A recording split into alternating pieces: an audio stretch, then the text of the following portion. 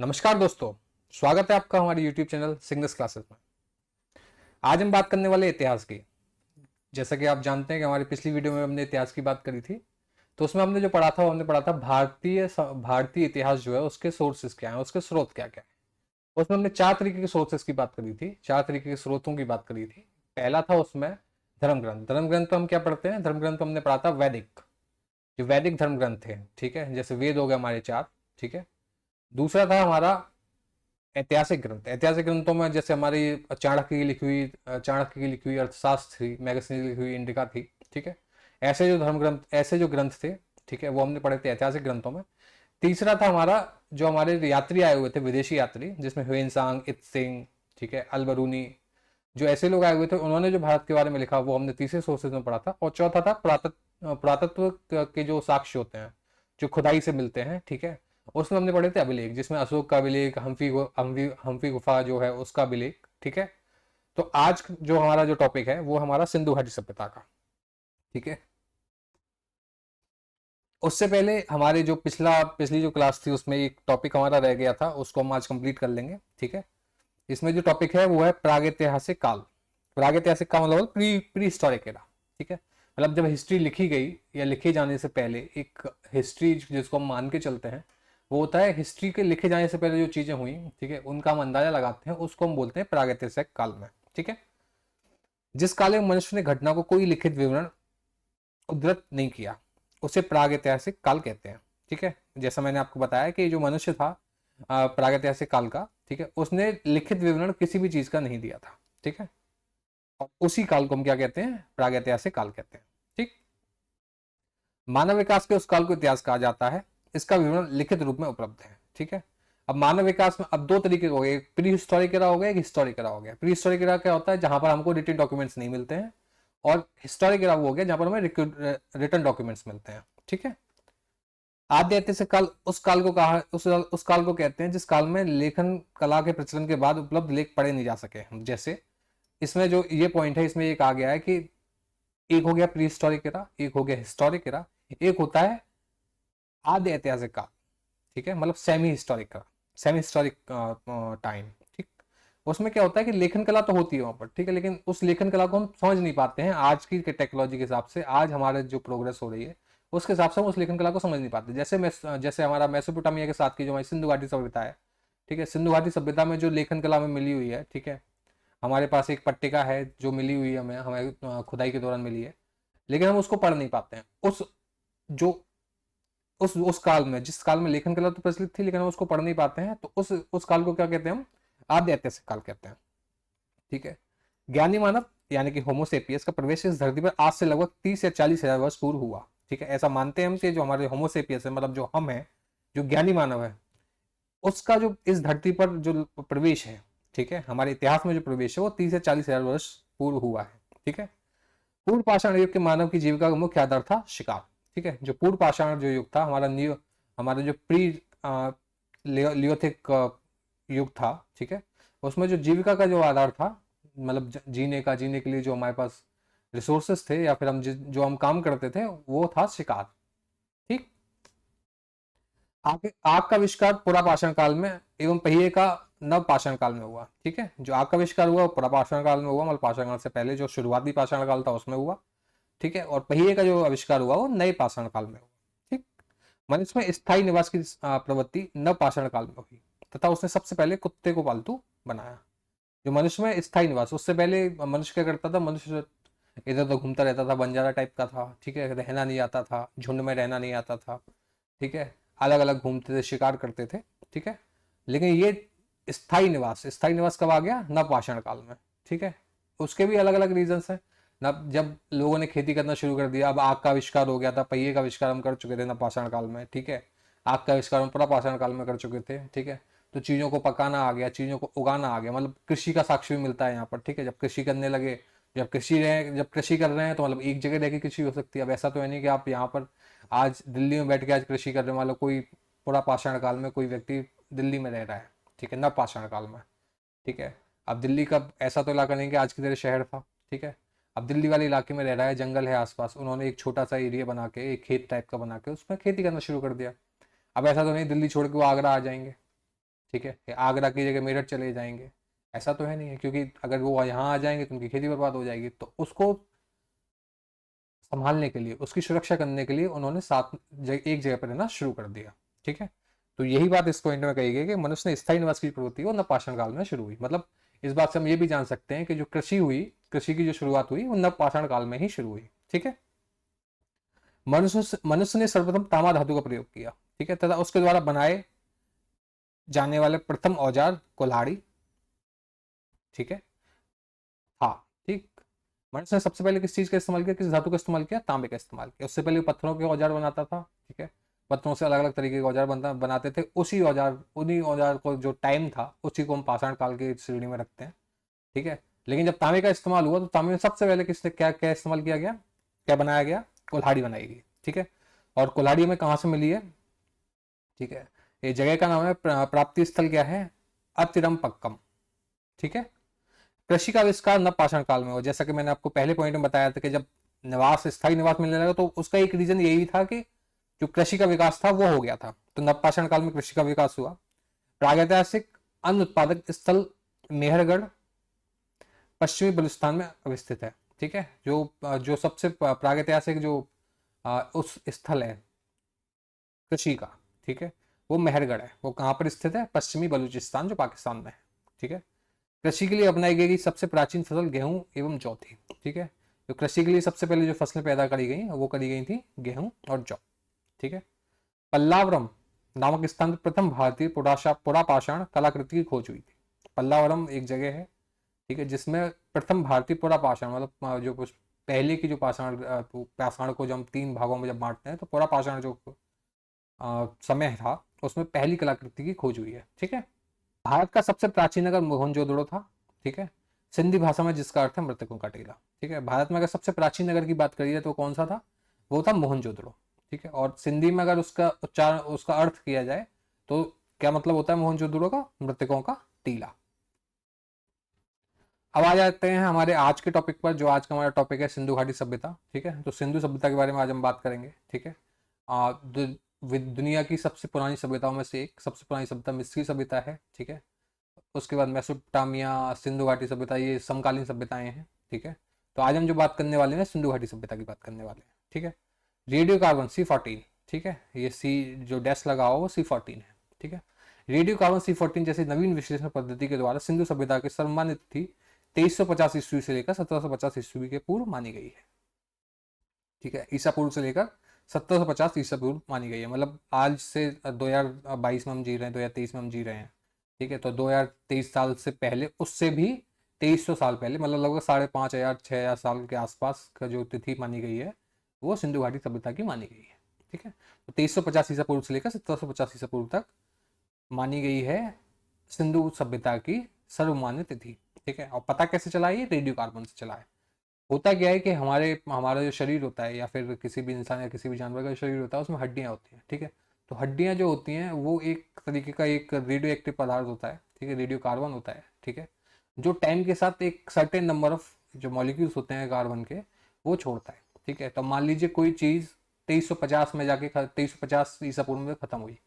ठीक है, 2350 से लेकर 2023 तक एक सर्टेन नंबर ऑफ, मतलब एक निश्चित कार्बन, रेडियो कार्बन C14 उन्होंने उसने रिलीज किए होंगे।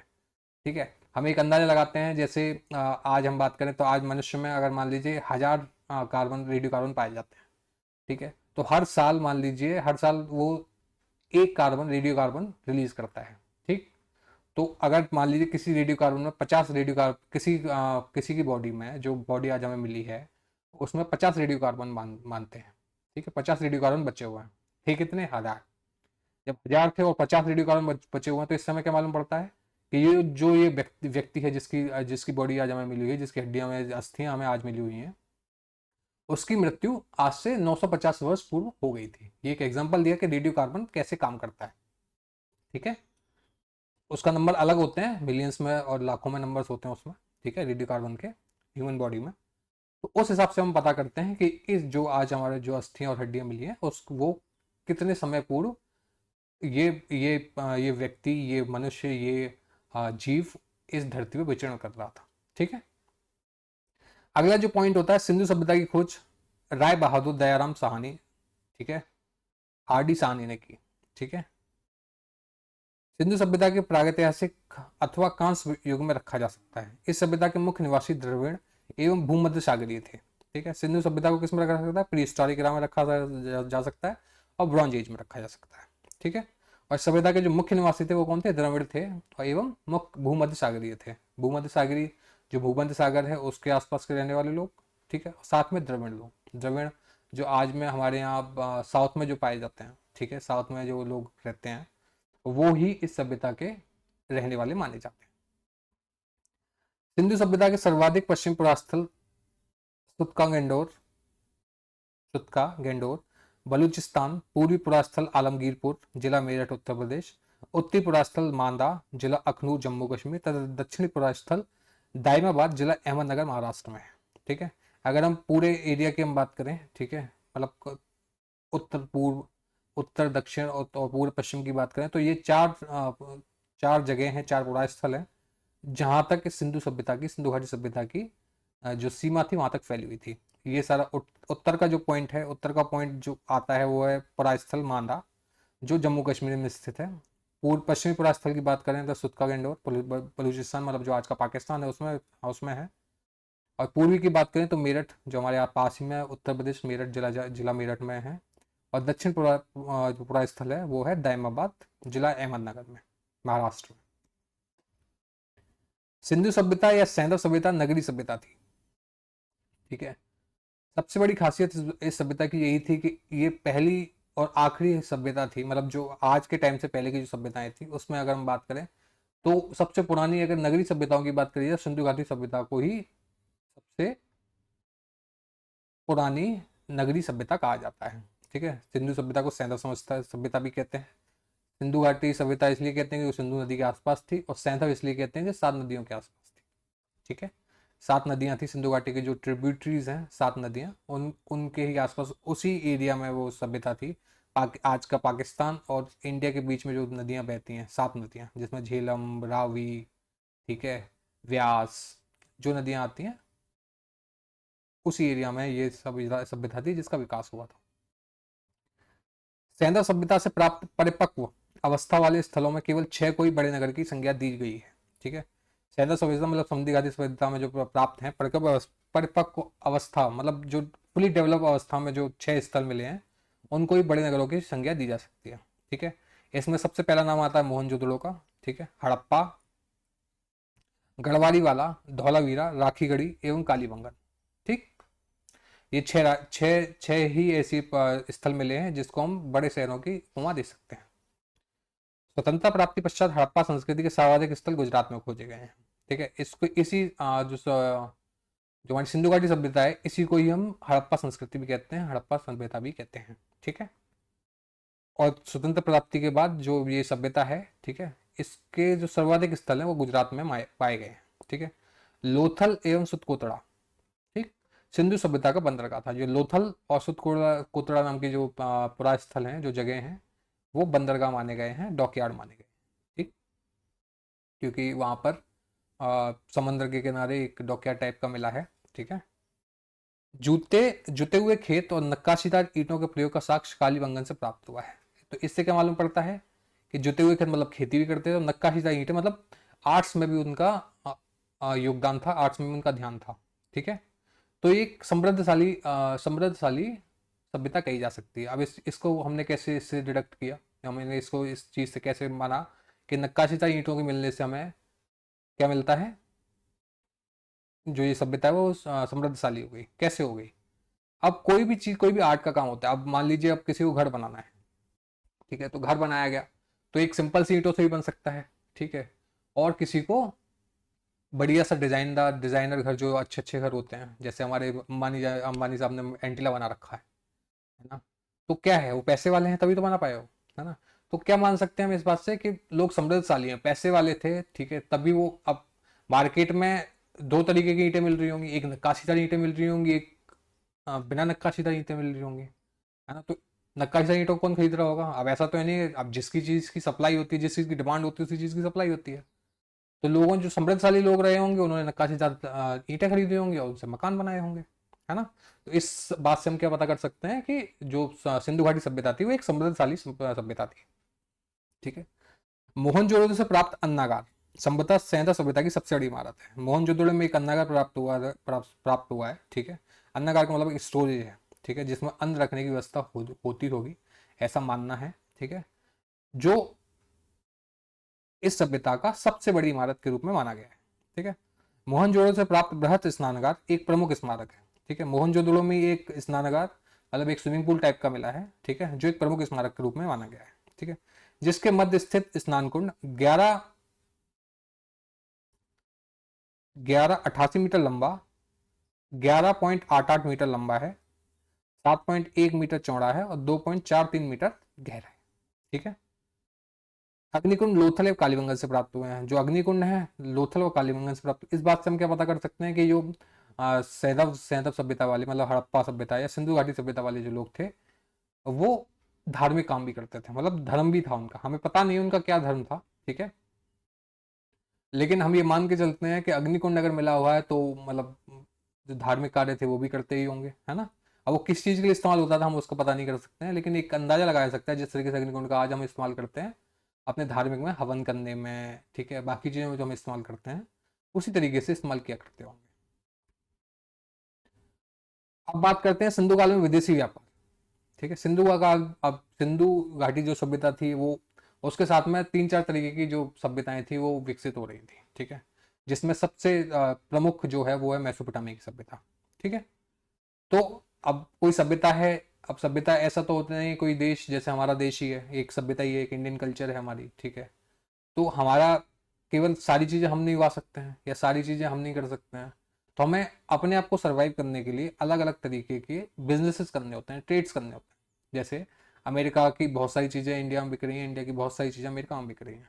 ठीक है, तो उसी तरीके से जो सिंधु घाटी सभ्यता थी, ठीक है सॉरी, जो सिंधु घाटी सभ्यता थी उसको अपनी जरूरत की चीज़ों के लिए बाहर की जो सभ्यताएं थी, मेसोपोटामिया जैसी सभ्यताएं थी, ठीक है, अफगानिस्तान ईरान में जो सभ्यताएं चल रही थी, ठीक है, उसके हिसाब से उनके हिसाब से उनसे हमें ट्रेड करना पड़ता था। सिंधु घाटी सभ्यता के लोगों को ट्रेड करना पड़ता था। ठीक है, तो ट्रेड में कौन सी चीज़ें वो मंगाते थे, ठीक है, और कहाँ कहाँ से मंगाते थे, वही इस टेबल में बताया गया है कि तांबा, तांबा कहाँ से मंगाया जाता, खेतड़ी, बलूचिस्तान और ओमान से मंगाया जाता था।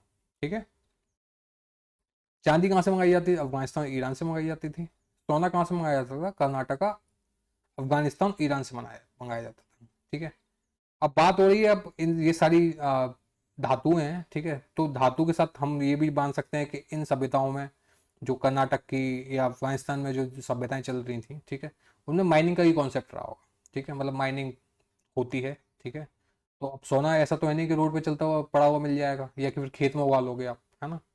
तो सोने की खुदाई करनी पड़ती है, माइनिंग करनी पड़ती है उसकी। ठीक है, तो जो माइनिंग हो रही है तो मतलब एक माइनिंग का स्किल भी आ गया होगा उनके पास, है ना। तो हम ये भी जान सकते हैं कि जो आज से 5,000 साल पहले, 5,500 साल पहले लोग माइनिंग जैसा स्किल भी जानते थे।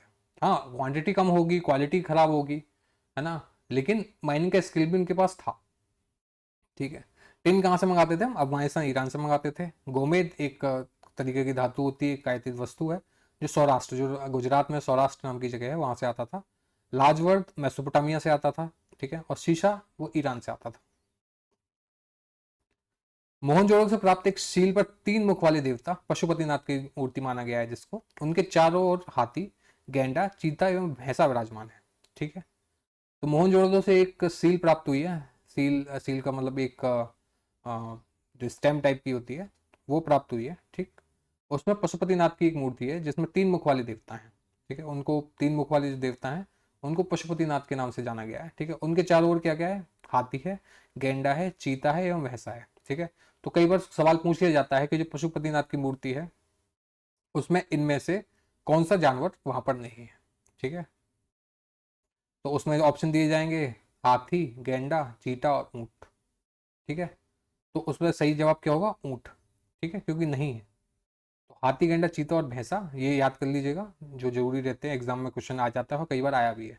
यूपीएससी, यूपीपीसीएस, ठीक है, और यूपी ट्रिपल एस के एग्जाम्स में ये क्वेश्चन आ चुका है। ठीक है, मोहनजोदड़ो से एक नर्तकी की कांस्य मूर्ति मिली है। ठीक है, मोहनजोदड़ो से एक नर्तकी की कांस्य मूर्ति भी मिली है। ठीक है, एक प्रतिमा मिली है जो जो नाच कर रही है, नृत्य कर रही है। ठीक है, ऐसी एक मूर्ति भी मिली है। ठीक है, हड़प्पा की मोहरों पर सबसे अधिक एक श्रृंगी पशु का अंकन मिलता है। हड़प्पा में जो मोहरें मिली हैं, ठीक है, उसमें एक श्रृंगी पशु है, उसका अंकन मिला है। ठीक है, मन के बनाने के कारखाने लोथल एवं चंदुदड़ों में मिले हैं। मन के मतलब मोती। ठीक है, मन के बनाने के कारखाने हैं वो लोथल और चंदुदड़ों में मिले हैं। चंदुदड़ो और लोथल एक साइट है, ठीक है, मोहनजोदड़ो की, वो सिंधु घाटी सभ्यता की। तो पर कारखाने मिले हैं मन के बनाने, मतलब आप ये कह सकते हैं कि लोग बिजनेस करते थे तो बिजनेस के लिए चीज़ें चाहिए होती हैं, तो चीज़ें वो फैक्ट्रीज में ही बनेंगी। ठीक है, तो फैक्ट्रीज मतलब कारखानों में बनेंगी, तो मन के बनाने का जो कारखाना है वो हमें कहाँ मिला है? लोथल और चंदगढ़ में मिला है। ठीक है, सिंधु सभ्यता की जो लिपि थी भाव चित्रात्मक थी। ठीक है, भाव चित्रात्मक मतलब होता है कि उसमें फिगर्स भी बने हुए थे, उसमें चित्र भी थे, ठीक है, उसमें अंक भी थे। ठीक है, तो यह लिपि दाई से बाईं ओर लिखी जाती थी। दाई से बाईं ओर लिखी जाती, जैसे उर्दू लिखी जाती है। ठीक है, दाई से बाईं ओर लिखी जाती थी। जब अभिलेख एक से अधिक पंक्तियों का होता था तो पहली पंक्ति दाई से बाईं, दूसरी बाईं से दाईं ओर लिखी जाती थी। ठीक है, तो पहली लिखी जा रही है दाईं से बाईं और दूसरी लिखी जा रही है बाईं से दाईं। ठीक, सिंधु सभ्यता के जो लोग थे उन्हें नगरों तथा घरों के विन्यास के लिए ग्रिड पद्धति अपनाई थी। ठीक है, ग्रिड पद्धति होती क्या है? जो उन्होंने घर बनाए थे वो ग्रिड पद्धति के हिसाब से बनाए थे। ठीक है, उन्होंने क्या किया, एक मान लीजिए आप रेक्टेंगल साइज एक ले लीजिए। ठीक है, तो उसमें जो घर बनाए थे उन्होंने जो गलियां बनाई थी वो 90 डिग्री पे कटती थी। ठीक है, 90 डिग्री मतलब कोई भी ऐसी टेढ़ी मेढ़ी गलियां नहीं, जैसे आज के शहरों में हम देखते हैं टेढ़ी मेढ़ी गलियां नहीं हुआ करती थी। जो गलियां रास्ते निकला करते थे वो ग्रिड पद्धति के हिसाब से राइट एंगल पे काटते थे, 90 डिग्री के एंगल पे काटते थे। ठीक है, जो घर थे, ठीक है, घरों के जो मेन गेट हुआ करते थे तो वो गली के अंदर की तरफ हुआ करते थे, मुख्य रास्ते पर नहीं हुआ करते थे।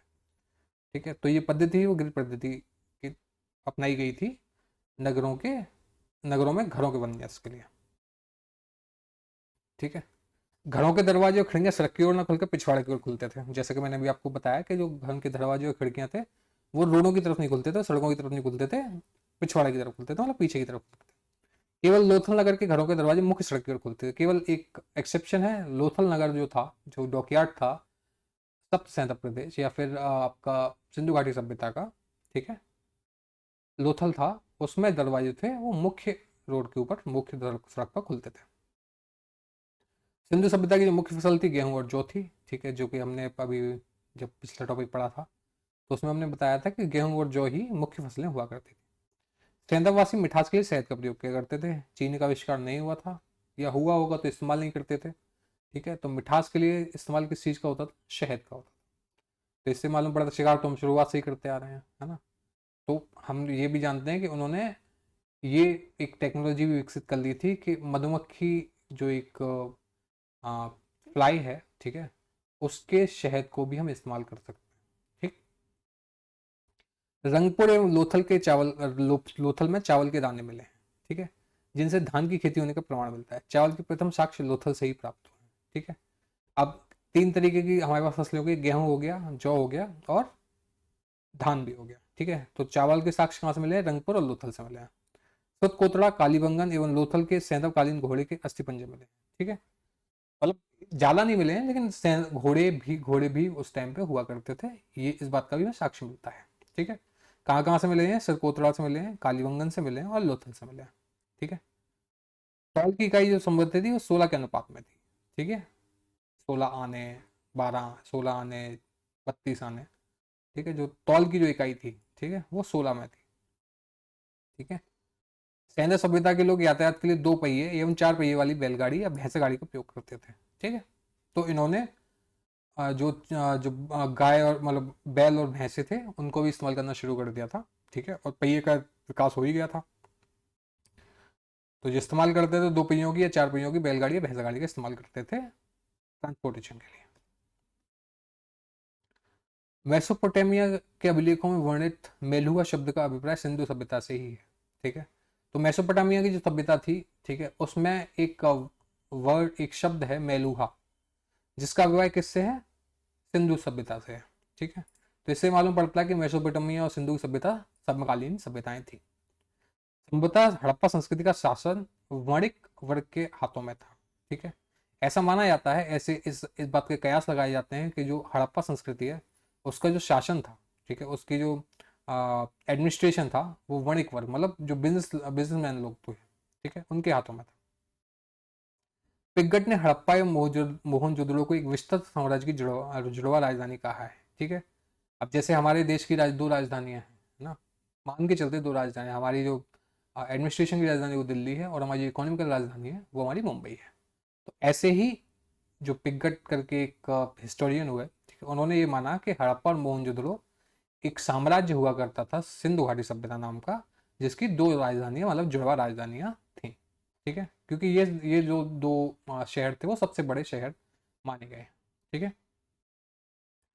सिंधु सभ्यता के लोग धरती को उर्वरता की देवी मानकर उसकी पूजा किया करते थे। वृक्ष पूजा एवं शिव पूजा के प्रचलन के साक्ष्य भी सिंधु सभ्यता से मिलते हैं। ठीक है, तो इससे मालूम पड़ता है कि जो सिंधु घाटी सभ्यता के जो लोग थे वो धार्मिक लोग थे, है ना। अब पता नहीं कौन सा धर्म इस्तेमाल, वो अपने धर्म को क्या बोलते थे, कौन सा धर्म की में आस्था रखते थे वो। ठीक है, लेकिन वो पृथ्वी को उर्वरता की देवी मानते थे। ठीक है, और वृक्ष पूजा और शिव पूजा के प्रचलन के साक्ष्य भी सिंधु सभ्यता से मिलते हैं। ठीक है, स्वास्तिक चिन्ह संभवतः हड़प्पा सभ्यता की देन है। जो स्वास्तिक का चिन्ह है, जिसके साथ बहुत सारी कंट्रोवर्सी जुड़ी हुई है आज के ज़माने में।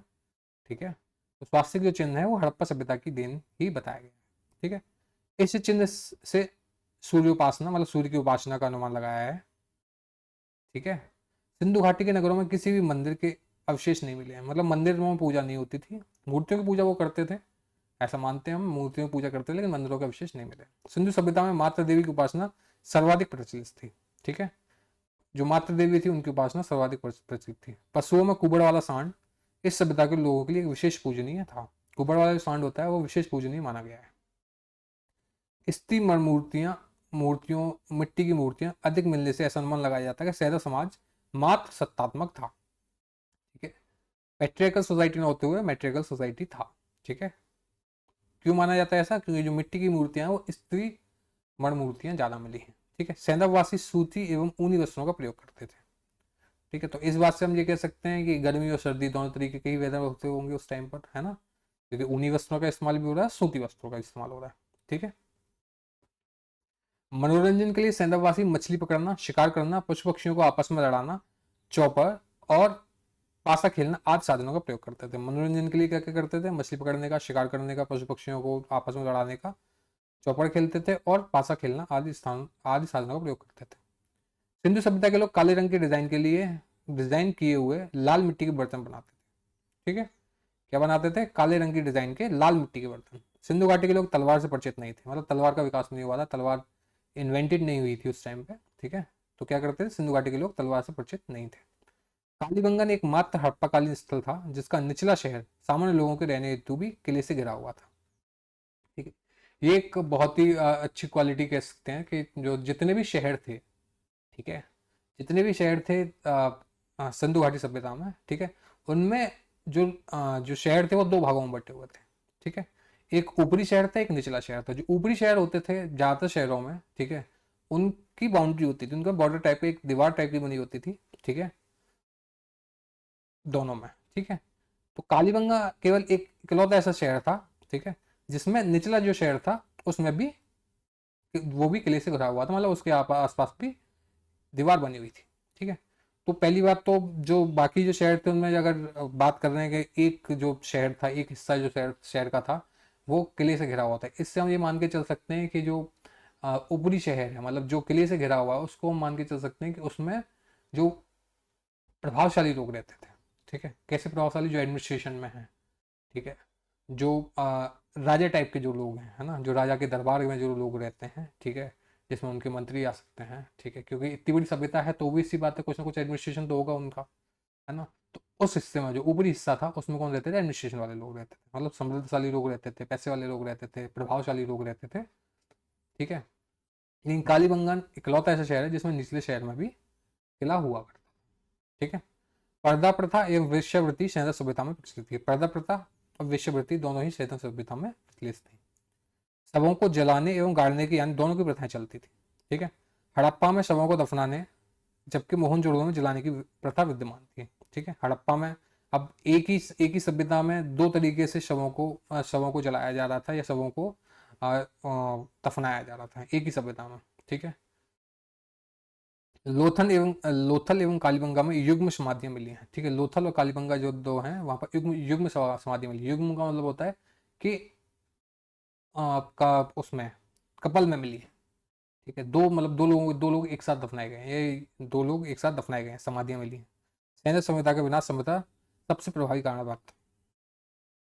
ठीक है, बाढ़ था सबसे प्रभावी कारण। सैन्य सभ्यता के विनाश का सभ्यता सबसे प्रभावी कारण क्या था? बाढ़ था। ठीक है,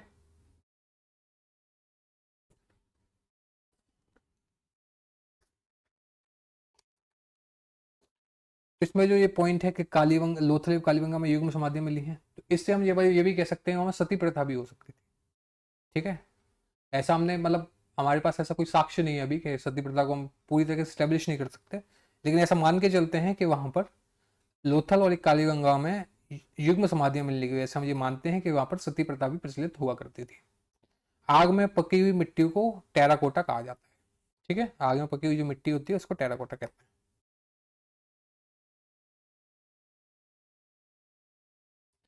सैन्य सभ्यता के प्रमुख स्थल कौन से हैं? हड़प्पा रावी नदी के किनारे है। दयाराम सामनो सानी और माधव स्वरूप वत्स ने 1921 में इसकी खोज की थी। आज कहाँ क्या स्थिति है इसकी? पाकिस्तान का मोंटगोमरी जिला है, उसमें हड़प्पा नाम का जो शहर है वो मिलता है। ठीक है, पाया गया था। मोहनजोदड़ो मोहनजोदड़ो सिंधु नदी के किनारे मिला था। ठीक है, उत्खननकर्ता कौन थे? राखलदास बनर्जी थे। 1922 में इन्होंने खोज की थी। और आज की स्थिति क्या है? पाकिस्तान के सिंध प्रांत का लरकाना जिला में, पाकिस्तान में जो लरकाना जिला है उसमें मोहनजोदड़ो के साक्ष्य मिले हैं। चंदूदड़ो सिंधु नदी के किनारे ही था। गोपाल मजूमदार ने 1931 में इसकी खोज की थी। आज की स्थिति क्या है? सिंध प्रांत में, पाकिस्तान में। कालीबंगन की बात करें तो घग्गर नदी के किनारे था। इसको किसने खोजा था? इसको बीबी लाल एवं बी के थापड़ ने खोजा था। कब खोजा था? 1953 में। राजस्थान का हनुमानगढ़ जिला। ठीक है, आज की स्थिति जो है राजस्थान के हनुमानगढ़ जिला है उसमें कालीबंगन के साक्ष्य मिले। ठीक है, कोट दीजी सिंधु नदी के किनारे था। खोजा किसने था? फजल अहमद ने 1953 में। सिंध प्रांत का खैरपुर स्थान। ठीक है, स्थिति जो आज की स्थिति है सिंध प्रांत का खैरपुर स्थान पाकिस्तान में ही है। सिंध प्रांत का जो खैरपुर जगह है वहां पर। रंगपुर की बात करें तो कौन सी नदी के किनारे? मादरा नदी के किनारे है। खोजा किसने था? रंगनाथ राव ने 1953-54 में। गुजरात का काठियावाड़। ठीक है, गुजरात में काठियावाड़ जिला है वहां पर।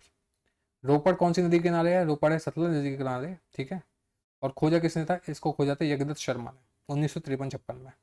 तो पंजाब का रोपड़ जिला। ठीक है, पंजाब के रोपड़ जिले में रोपड़ एक वो मिला है शहर।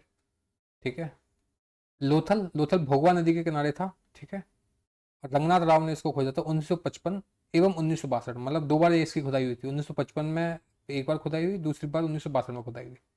ठीक है, और ये अभी अभी की स्थिति क्या है यहाँ की? ये अभी जो स्थित माना जाता है वो गुजरात का अहमदाबाद जिला में। ठीक है, आलमगीरपुर कौन सी नदी के किनारे था? हिंडा नदी के किनारे था। यज्ञदत्त शर्मा ने इसको खोजा था 1958 में।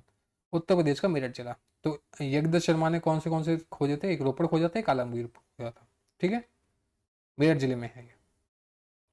सुरकोतड़ा दाश नदी के किनारे है। ठीक है, इसको किसने खोजा था? ऑरेंज स्टाइल ने खोजा था और जॉर्ज डेल्स ने। ठीक, 1927 और 1962, मतलब 1927 1962 में दो बार अलग अलग खुदाई हुई। ठीक है, और आज की स्थिति क्या है? ये पाकिस्तान का मकरान में समुद्र तट के किनारे है। ठीक है, तो इसको भी एक डॉकयार्ड बोल सकते हैं। समुद्र तट के किनारे लोथल भी है। ठीक है, सरकोतड़ा भी है। ठीक है, तो इसको डॉकयार्ड, ये तीसरा डॉकयार्ड हो सकता है। ऐसा माना जाता है कि तीसरा डॉकयार्ड था। ठीक है, वनमाली रंगोई नदी के किनारे है। रविंद्र सिंह बिश्त ने खोजा था 1974 में, हरियाणा के हिसार में। और धौलावीरा जो है वो रविंद्र सिंह बिश्त ने खोजा था 1990-91 में, गुजरात के कच्छ में।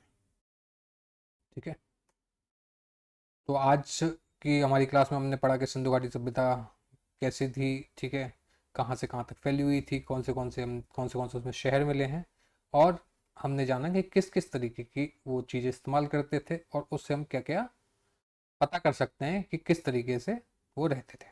जैसे जैसे हम बात करें कि अगर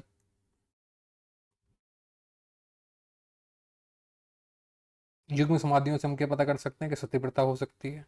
ठीक है, ठीक है, शवों को जलाने की और गाड़ने दोनों की प्रथाएं थी। ठीक है, इसी तरीके से हम हर एक पॉइंट से एक एक पता लगा सकते हैं कि उस टाइम के लोग, उस सभ्यता के लोग किस तरीके से अपना जीवन यापन करते थे।